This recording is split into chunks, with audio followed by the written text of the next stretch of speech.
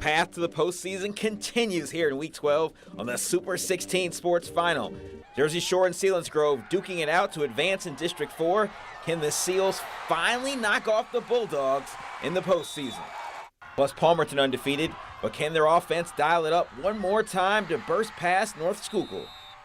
Mount Carmel area came into this game with 899 career wins. That is 6th in the country. One of those wins against Southern Columbia this season. The Tigers, meanwhile, have 6 consecutive state championships under their belt. What happens tonight? You'll find out next on the Super 16 Sports Final.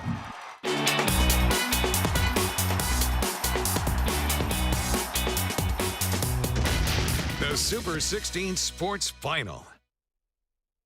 When those Friday night lights go off, we come on. Welcome to the Super 16 Sports Final. I'm Ron Snyder. We'll get to Mount Carmel and Southern Columbia in a second. But first, we have to start with the number 2 and number 1 team in our Super 16 countdown. Number 1 ranked Jersey Shore facing off against number 2 ranked Selinsgrove. After the first matchup ended in a tie, Jersey Shore and Selinsgrove both ended the season undefeated. Selinsgrove head coach Derek Hicks told me there was tons of excitement for the rematch. His team has not beaten Jersey Shore in the postseason since 2017, trying to change that with a revamped running game in the rematch. Moment of silence before the game to remember Max Engel, who died 1 week after collapsing in the first game. Number 4, of course, not forgotten. First quarter, Selinsgrove driving. Mark Pastore promised to be better in the second game, flings it up to Gavin Bastian for a 40-yard touchdown, 7-0 Selinsgrove. And let's do it again, fellas. Pastore to Bastian, 31-yard touchdown. Just like that, Selinsgrove ahead 14-0. Second quarter, Jersey Shore striking. Jaron Loomis connects with Dathan Tyson, heads down to the 4-yard line. Shore scores with the next play. Jersey Shore trims the lead to 14-7. But how about that running game? Look at him go. Ethan Miller down to the 1-yard line. They'd score the next play to make it 20-7. Selinsgrove, third quarter, Seals. Mark Pastore gives it up to you-know-who. Tucker Teets looking good. 87 yards, a school rushing record, 37-13 Selinsgrove. Selinsgrove finally gets it done against Jersey Shore in the postseason with a 44-19 win.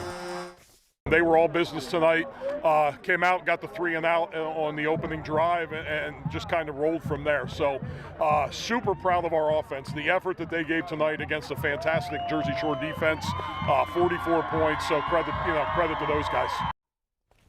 Mount Carmel switching to a spread offense in big games. Their talented quarterback, Cole Spears, the winning formula. He helped his offense explode for 28 points in the first quarter to beat Southern Columbia in the regular season. They pulled that off last season, then fell short in the district playoffs. So the Red Tornadoes trying to flip the script in 2023 and win the second matchup as well. Southern Columbia 5-0 against Mount Carmel in the playoffs. First possession of the game. Blake Wise gives it up to Garrett Garcia. He does the rest of the work straight up the middle for the 31-yard touchdown. 7-0 Southern Columbia, his 21st touchdown of the season. Ensuing Mount Carmel drive, the handoff to Luke Blessing. Recovering from an ankle sprain, he fumbles the football. Isaac Carter recovers. That leads to this. Loudon Murphy from 7 yards out has the corner and the end zone. 14-0 Southern Columbia. But Mount Carmel not out of it yet with its passing game, but that's not how they drew it up. Intercepted. Right there, Loudon Murphy intercepts the pass, takes it back to the 10-yard line. Second quarter, the Tigers defense not letting up. They have 3 shutouts this season, and that's why Isaac Carter coming through in the backfield, and then Carter Madden takes it in to make it 36-0 Southern at the half. Dominating win for Southern. They get revenge, winning this one 43-0 to advance to play Troy. So Southern Columbia rolls. Again, you look at the final score, you lose and give up 42 points against these guys, 43-0 Loudon. What was the difference? Because that first quarter was a big statement. Yeah, I know we didn't have Isaac the first game, and it really, really impacted us. And I mean, he was here today, and his presence was felt. I don't know how many sacks he had, but it was a ridiculous amount. Everybody played sound on defense. Garrett played a great game. Don played a great game. Jake Hoy played a great game. Kyle had a great game. Everybody on defense had a good game. All right, well, Isaac is here. He had 4 sacks in the first half, tackle for a loss on the reverse. To dictate like that defensively against your arch rival, is it kind of like a sense of deja vu what you guys did last year? Yeah, a little bit. We came in fired up in this game because we knew we didn't give our best effort last game. It was just, we took it personal. Loudon gets the big interception. You get the big fumble recovery after the early touchdown. And then it was like, I think you spent more time in the Mount Carmel backfield than the quarterback, Cole Spears. What's it like we can just worry about one thing, go? Oh, it is nice. Defensive line is very easy. You don't really need to know too much. You just got to play your gap and get to the quarterback. That's pretty much all. All right, buddy. Nice seeing you again. Isaac and Loudon getting it done. The whole team did. They move on to the District 4 championship game. Jim Coles, News Spot 16 Sports, Catawissa. Thanks, Jim. Warrior run trying to take out Loyalsock Township. The Lancers looking good, opening up a 27-0 lead. Lancers second drive of the second half. This is how you start. Up top, take it to him. Tyler G connects with LJ Lee. That's a first down and a 28-yard pickup. A few plays later, they're driving. Tyler G once again with the touch, connects with the star receiver Jalen Andrews for a 17-yard touchdown. Lancers get the 2-point conversion to go ahead 35-0. But the Warriors not out of it yet after running it back. The kickoff, they get an onside kick. They're driving. 4th and 15, not an issue. Ryan Newton connects with Carter Marr for a diving touchdown. Extra point, no good. Lancers still hold on to win this one 41-13. How about Valley View taking on Wyoming area? Start of the second half. Cougars leading 12-0. The O-line trying to set up some blocks for Domino.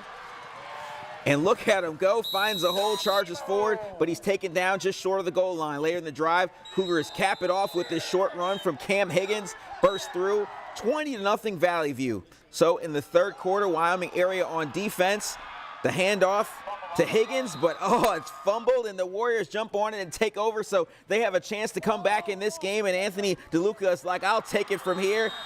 The beautiful pass there to Luke Kopichny for the first down. Later in the drive, that pass is batted away by Chris Savkov. Warriors, man, that's not what they wanted to have happen. Valley View moving on, earning the shutout against Wyoming area, 20-0. I'm just so proud of our kids. They never quit. We were struggling a little bit the last couple of weeks, and, we kind of regained our composure tonight and really played physical football. I'm proud of them. Every single week, this team bounces back. This team does not give up because we're just a family here. We love each other. That's it. We have Dallas next week, I'm assuming, and they're going to be a tough game for us. And we'll prepare and do what we can to get ready for a district championship. This was our goal at the beginning of the year, and now we're close. Single A championship in District 11, Minersville taking on Marion Catholic. Minersville with the opening kickoff. Special teams, you got to come ready to play in the playoffs, and Peyton LaPonte is like, I'll take it from here. 91 yards, get a good look at the back of his jersey, taking it in for the touchdown, 7-0 Miners. Then you know what they could do with this man, Luke Stevanowski, becoming the school's all-time rushing leader, taking it 63 yards down inside the 20. They would score later in the drive to go up 14-0. So Marion trying to score before the half to cut into the lead. Bruce Hopek looking for Jesse Radino. That works. That'll trim the lead to 14-6 at the half. Third quarter, Hopek, nothing happening, so he'll take it himself. Rolls it in to make it 14-12, cutting into the lead, but Minersville mount a drive, and that touchdown is good for a 21-12 lead. Minersville wins this one 28-12. Riverside with the right postseason mix this time around. They're not an average team anymore. They're in the district title game, and they picked up the pace on offense. That's how they've got it done this season. Head coach Harry Armstrong says he's handed the keys to the car to his guys, and the senior leaders told them, find a way to win. This could be your last Friday of playing football. Dunmore trying to avoid the same fate. They've won 6 straight games. Riverside starting off hot. Chase Tadonio fakes the handoff and connects with Jacob Cottle.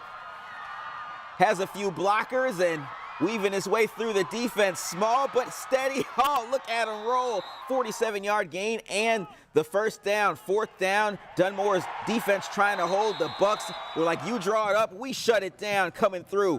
Taking over on fourth down. Bucks in the red zone now.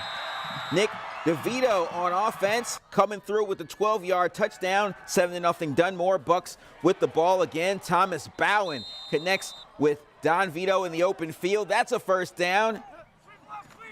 And then watch what happens here.